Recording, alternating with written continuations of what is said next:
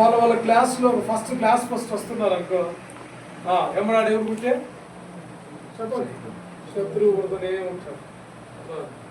మనం ముందుకు స్టెప్ ఎప్పుడు వేస్తున్నామో ఆడెవరు ఉంటారు, శత్రువుకి ఎరికి లాగేవాడు శత్రువు ఉంటాడు. కాబట్టి ఈ ప్రవణంలో ప్రియులారా, అలాంటి విషయాల్లో అలాంటి సందర్భాలలో మనం గమనించి ఆ శత్రువు శక్తిని మించిన శక్తి మనం కలిగి ఉన్నాం.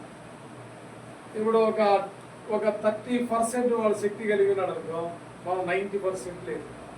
అప్పుడు మనం ఎదిరిస్తాం. శత్రువు బలవంతుడి మీద రాసిన సువార్త 10వ అధ్యాయము 19వ వచనం. శత్రువు బలవంతుడి మీద, ఈ శత్రువును జయించడానికి మన శక్తి సరిపోదు, మనకున్న ప్రార్థన అనుభవం సరిపోదు, మనకున్న సేవ అనుభవం సరిపోదు, మనకున్న విశ్వాస అనుభవం సరిపోదు. దేవుని అధికారంలో మనం శక్తి పొందుతాం.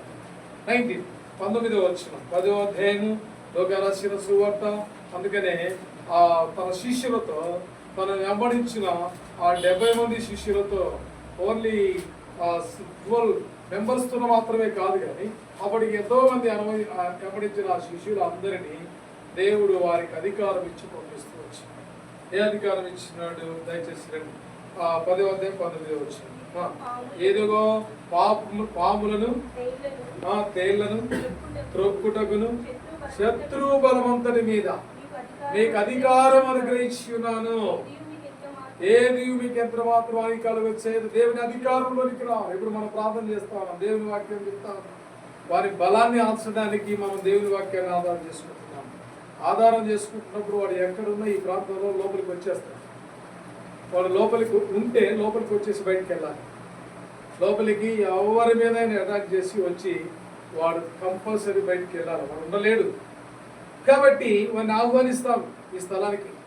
ఈ ఇంటికి ప్రాబ్లం కలుగజేస్తే, ఈ ఇంటి బిడ్డల మీద కీడు కలుగజేయాలని ఎవడైతే మరి దుష్టుడు ఉన్నాడో, శత్రువుడు ఉన్నాడో, వాడు లోపలికి రావాలి. వాడికి వేస్తున్నామని ఏం చేయాలా? లోపలికి రావాలి. వాడు వచ్చి వెళ్ళిపోవాలి. వచ్చి వెళ్ళిపోతేనే ఏమవుతుంది? సమస్య సాల్వ్ అవుతుంది. కాబట్టి ఉంటే తప్పకొస్తాడు, ఉంటే తప్పకొస్తాడు. రాకుండా యేసు ప్రభు పిలిస్తే ఏ దుష్టుడు శక్తి, ఏ మాంత్రికుడు ఉండడానికి వీలు లేరు. ఎందుకంటే ఆయన అధికారం. మత్తయి రాసిన సువార్త 10వ అధ్యాయం, మత్తయి రాసిన సువార్త 10వ అధ్యాయం 1-2 వచ్చిన దయచేసి చదువుకున్నాం మాట. రండి చదవండి. ఒకరు పిలిచి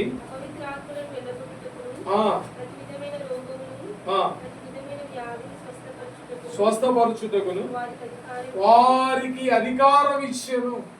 కాబట్టి